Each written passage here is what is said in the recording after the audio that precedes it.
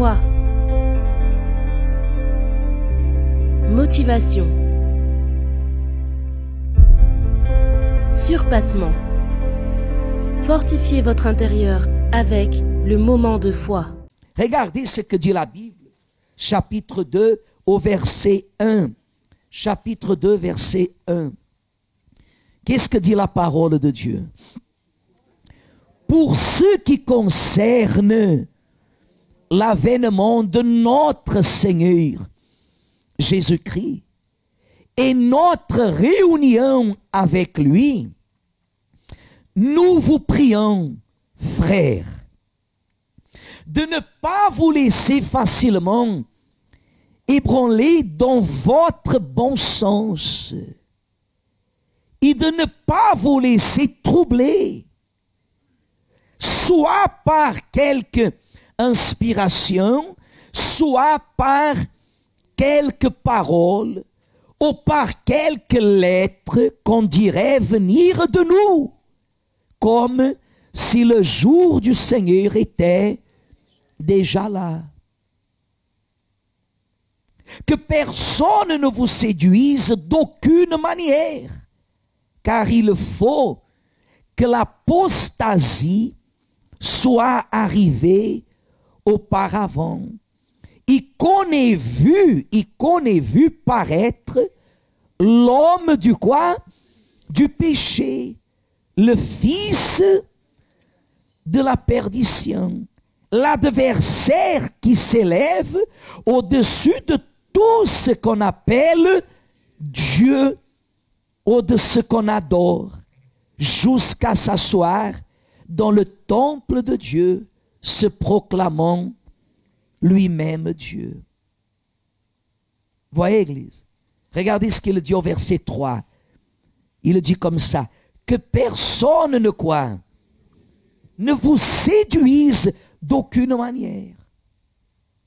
Personne. Pourquoi on banalise?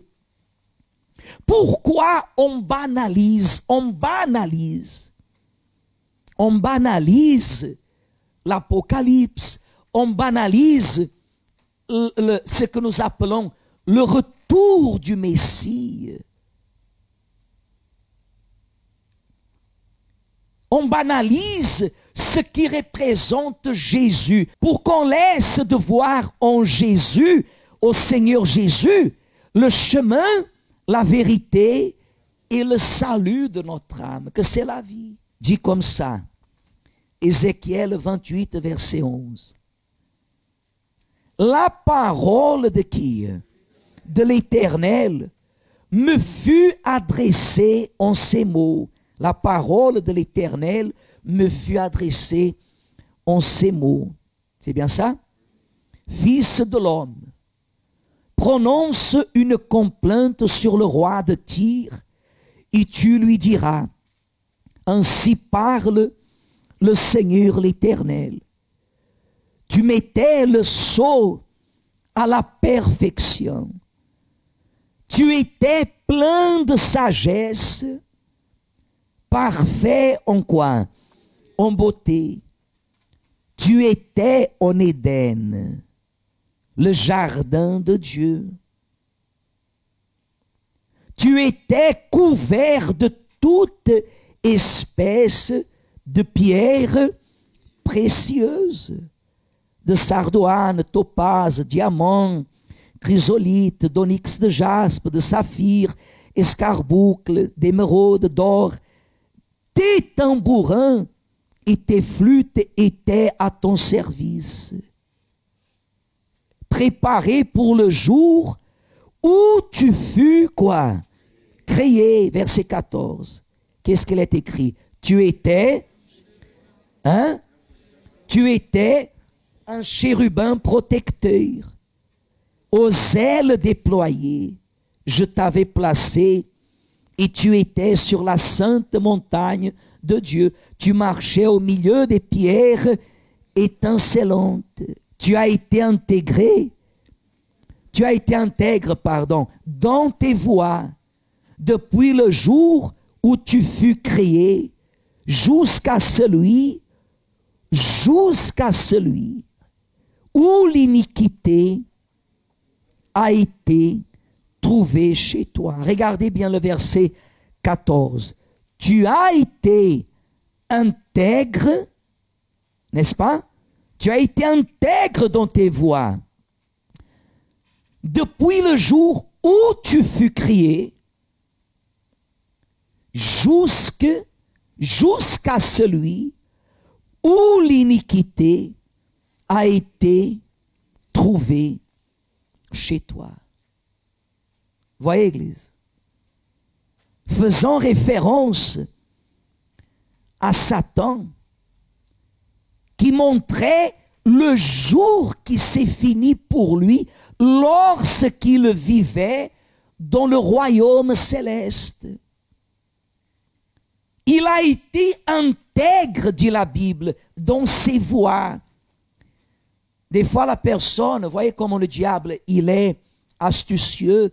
Un jeune demandait cette question, évêque, mais si l'Éden était de Dieu, comment le serpent, il a pu agir dans cet endroit?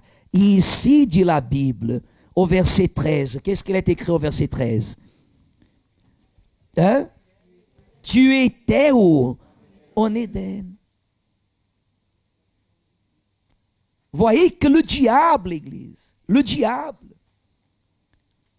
jusqu'aujourd'hui, ce n'est pas différent.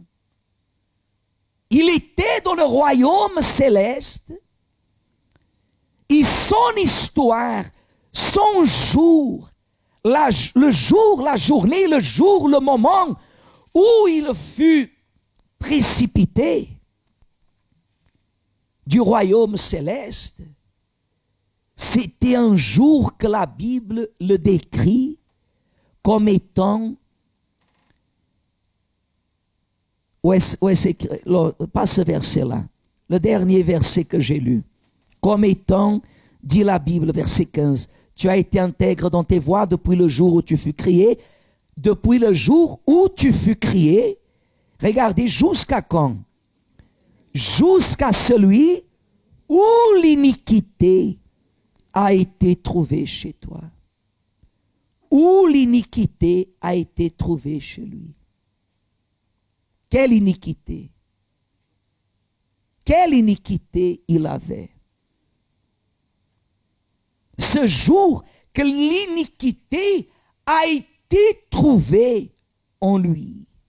Et Ézéchiel montre, Dieu révèle à Ézéchiel que ce jour-là, c'était le jour où l'iniquité a été quoi?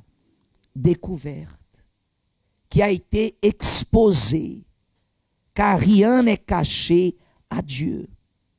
Par exemple, l'iniquité, c'est quoi? L'iniquité, c'est quand vous regardez quelque chose et vous désirez avoir la même chose. Ça, c'est l'iniquité. Et nous tous, nous devons sonder notre cœur pour voir si le diable, il ne rôde pas déjà notre cœur. Parce que Ève, elle est tombée dans cette iniquité. Avant de manger le fruit, d'abord le diable lui a fait la quoi? La tête, par la séduction.